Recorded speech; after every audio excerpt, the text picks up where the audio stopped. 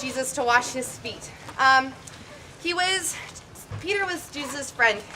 And what we're going to be reading right now is the first time that Jesus spoke to Peter after he had died on the cross and come and risen again. So what happened before this was Peter was walking around and people were asking, hey, so you were that guy that was Jesus, right?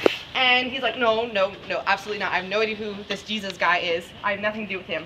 He did this 3 times to the person who had just washed his feet, the person who he'd been following for a few years. He absolutely denied who he was. And in this context, we could say that he kind of failed as a friend. He failed as someone who was following Jesus.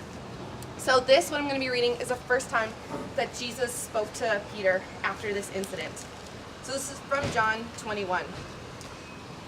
When they finished eating, Jesus said to Simon Peter, "Simon, son of John, do you love me more than these?" "Yes, Lord," he said. "You know that I love you."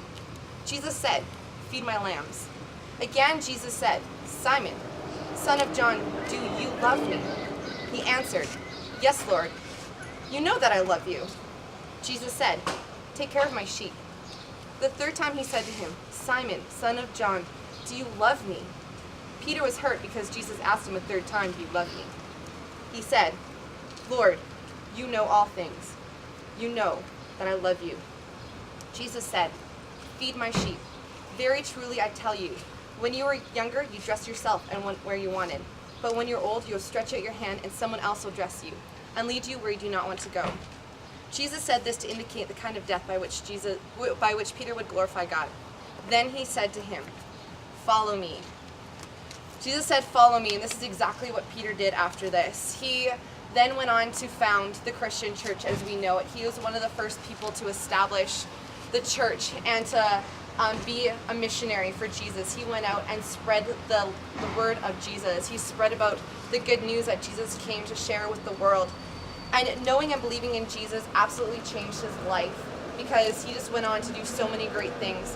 It didn't matter that he had denied Jesus once. He came back to Jesus and he knew who he was, and he lived a life that was just so loving of Jesus and just so excited to share who Jesus was to the world. So when we really meet Jesus, the way that Peter did, when we truly love Jesus, we will be changed. We will be different. We'll step out and do things that are amazing. And like I told you guys yesterday, this isn't just something that I want you to think about when you're here in Toronto. You guys are going home now. You're going back to the places where you know a lot of people. You're going back to the places where you've lived for a long time for most of you. And this is where I want you to be different. This is where I want you to make a change. This is where I want you to just go out and step above and beyond who you were when you left. You guys, like I told you yesterday, you've proven to me that you can step outside of your comfort zones. You've proven to me that you can be different and that you are okay with living the life that Jesus is asking of you guys. So think about the people back home. Think about how you can serve them. Think about how you can love them and just be a difference in their life and how you can encourage them through your actions and your words and the way that you love them. So as you guys leave, I want to encourage you to be different.